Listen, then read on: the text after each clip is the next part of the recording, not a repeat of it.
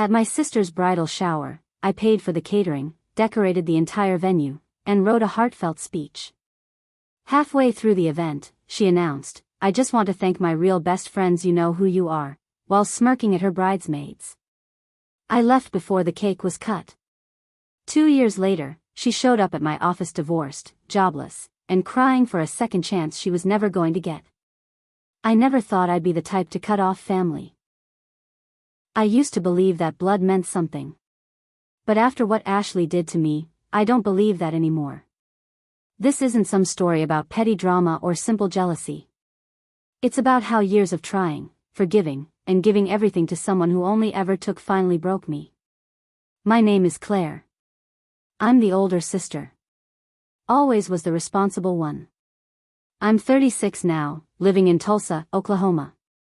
I've got a stable job, no husband, no kids. Just me and my 2 cats. I never minded it. Peace is underrated. Ashley is my younger sister. She's 5 years younger, and growing up, she was always the star. Blonde, bubbly, always the one everyone wanted to be around. She could cry on command, and lie without blinking.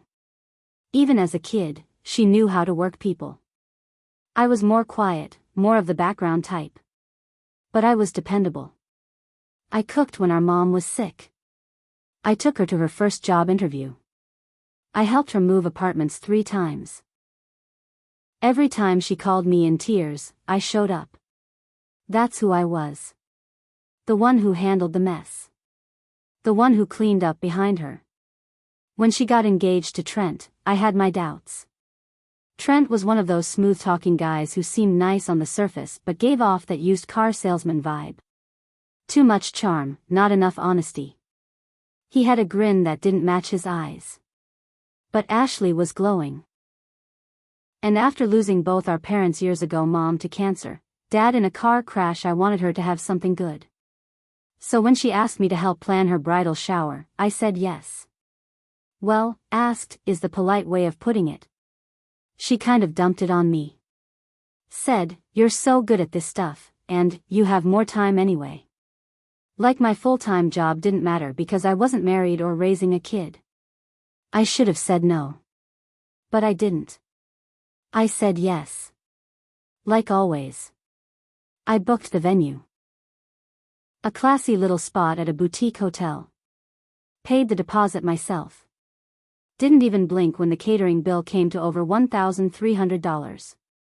I wanted it to be beautiful. I thought if I just made it perfect, she'd finally see how much I loved her. How much I always had. For weeks, I worked on it. I went to thrift stores to find glass jars, painted them gold, arranged fake flowers, made photo boards. I even found pictures of us with mom and dad and had them framed for the entrance table. I thought it would mean something. I didn't sleep much that week. I was up late gluing rhinestones to name cards and double-checking RSVPs. But I told myself it would all be worth it. The day of the shower, I was up before the sun. Loaded my car with everything. Got to the venue by 6:30 a.m. and started decorating. My hands were shaking from the coffee and stress. By 10 a.m., the place looked stunning. Classy, soft pink and gold theme, candles, framed photos, tablecloths. Every chair had a ribbon tied around it. Ashley showed up at 11:15. Late. Of course. Wearing white, laughing, flanked by her bridesmaids. They walked in like it was some runway event. Barely glanced at the decorations. She didn't say thanks. Not for the setup. Not for the flowers. Nothing. She looked around and said, "This is cute." That was it. I let it slide. Tried to focus on the guests. Smiled. Made sure the servers were doing okay. Checked that the food was on schedule. Then came the speech. My speech. I'd written it a week before. Practiced it in front of my mirror. It had jokes about our childhood, memories of mom and dad, and a line about how proud I was of her. I wanted it to be sincere.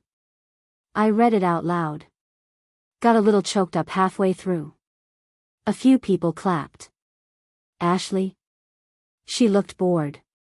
She gave me a pat on the arm and said, "You always were the emotional one." Then she got up. Clinked her glass. She stood there, swaying slightly, smiling wide.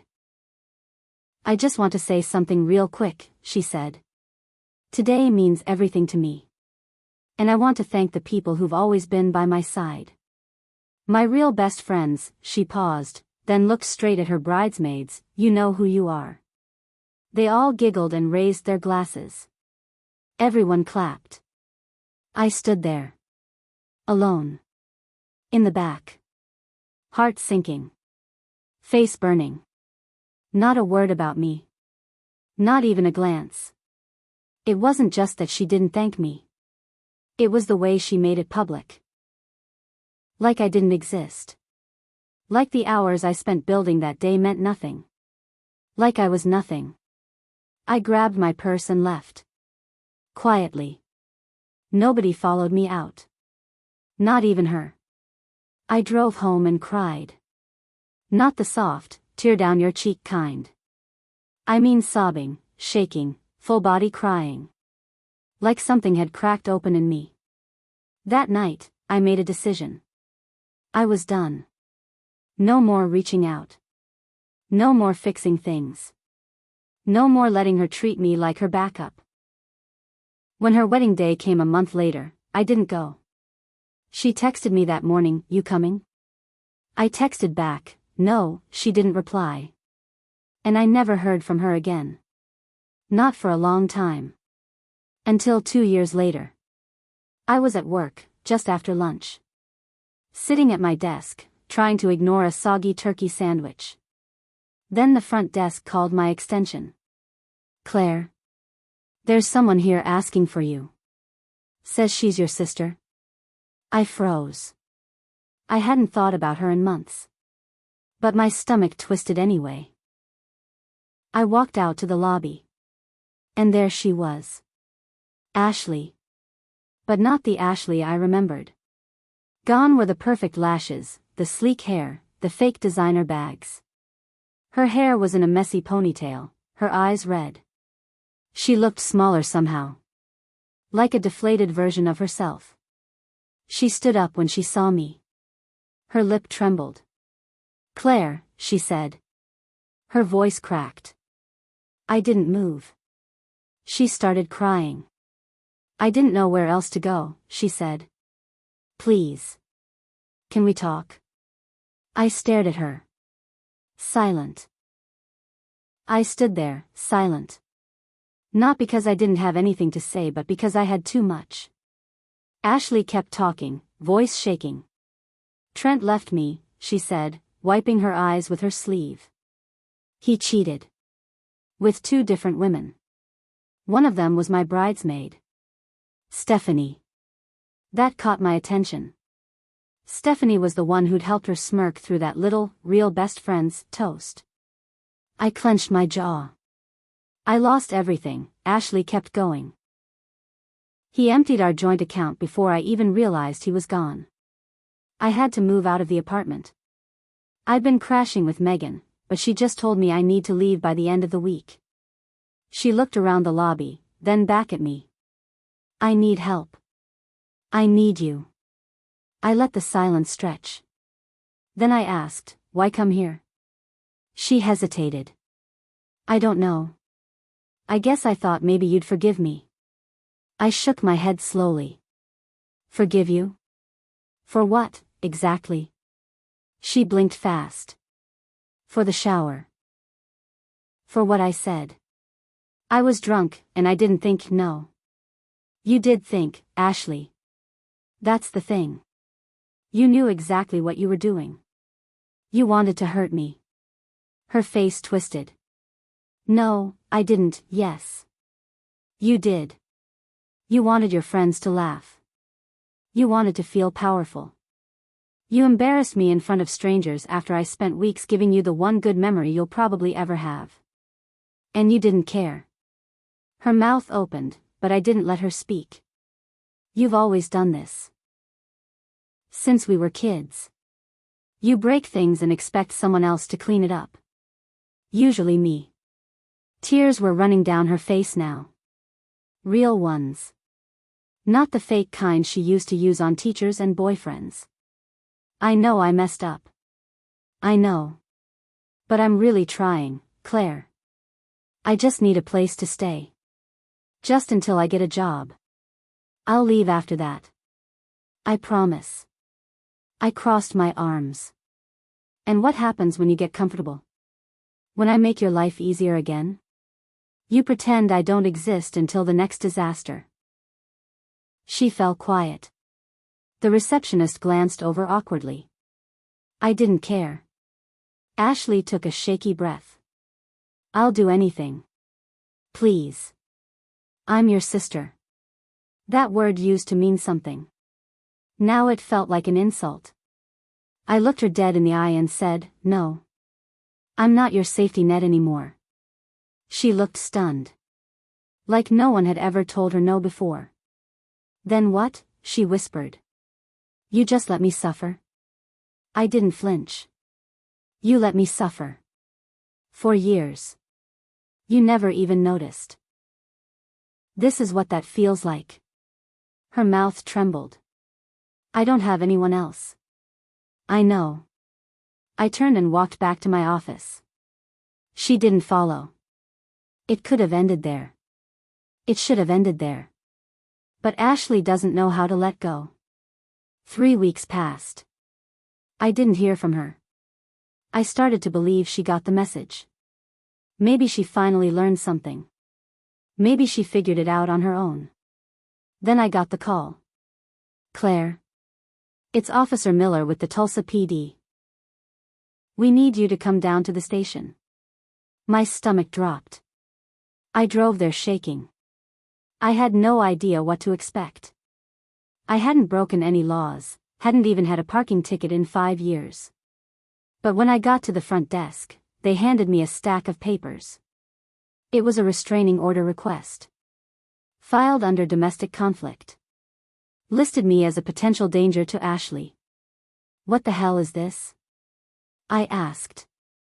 The officer at the desk just raised his eyebrows and said, she filed it. Says you threatened her. Claimed you shoved her during a recent confrontation at your workplace. We're not enforcing anything yet, but you have the right to respond. I stood there, stunned. Shoved her? I hadn't even touched her. I felt heat rise up my neck. That's not what happened. That's not true. He nodded. We get that a lot. Your best bet is to file a statement and attend the hearing. I drove home in silence. She wanted revenge. For me saying no. She wanted to scare me, humiliate me, make me look dangerous when all I'd done was finally stand up for myself. So I lawyered up. At the hearing, she showed up with tear-stained cheeks and dramatic pauses in her voice. Claimed I'd yelled at her in front of my coworkers. Claimed I'd threatened to ruin her life. I sat there watching her lie to the judge, still playing the same games she had since we were kids. Still spinning stories. When it was my turn, I kept it simple. I told the truth. I showed phone records, emails, everything. Even a security camera clip from the office lobby showing she came in crying and left alone. The judge threw her request out. But that day did something to me. It took the last piece of sympathy I had and crushed it. I didn't want to just walk away anymore. I wanted her to finally face what it felt like to be manipulated. Lied about. Dragged into things you didn't deserve. So I made a decision. I wasn't going to hurt her. Not physically. I wasn't that kind of person. But I was done protecting her. Ashley had always counted on me to stay quiet. To clean up behind her. To take the fall if needed. Even after all the things she'd done to me, I never once aired her dirty laundry. I kept her secrets. But not anymore. I reached out to someone I hadn't spoken to in years, Jenny. Jenny was Ashley's ex-best friend. The one she cut off 5 years ago after stealing her boyfriend and then lying about it. Jenny had moved to Dallas, gotten married, and moved on, but she answered when I called. "Claire," she said, shocked. "Wow. Haven't heard your voice since. God. What's going on?" I told her everything. The bridal shower. The wedding. The office incident. The false police report. All of it. Jenny was silent for a long time. Finally, she said, "You know. I still have screenshots from back then. When she texted me about stealing Chad. When she laughed about it. Want me to send them to you?" "Yes," I said. "And anything else you've got?" She sent everything. Screenshots. Photos. Voice memos. It was a gold mine of years worth of Ashley's lies, some petty, some legal, some very much not. Then I made an anonymous tip. I sent the screenshots and a full report to 3 people. The HR manager at the dental office where Ashley used to work. Turns out she wasn't let go. She'd been accused of stealing whitening kits and selling them on Facebook Marketplace. Her landlord, who had no idea she had subleased the apartment illegally before she got kicked out, and the friend she was crashing with, Megan. I didn't leave my name.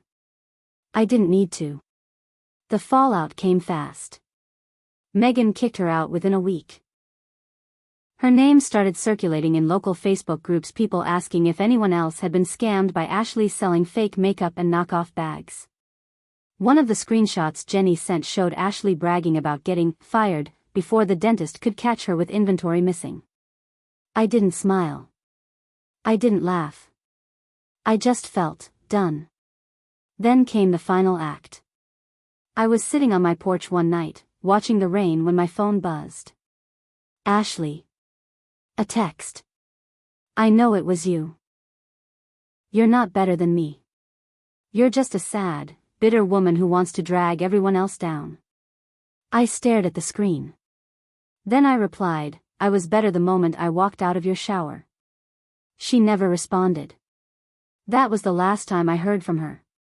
I didn't win. Not really. Revenge doesn't fix the years I lost trying to be her anchor. It didn't undo the pain. But I got peace. Real peace.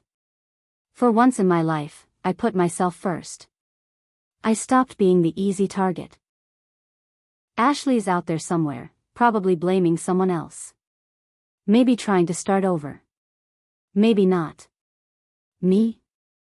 I'm still in Tulsa. Still working. Still drinking bad office coffee. But I sleep better. And I don't answer blocked numbers anymore. If you have someone in your life like Ashley, let me say this: sometimes, walking away isn't weakness. Sometimes, it's the strongest thing you'll ever do.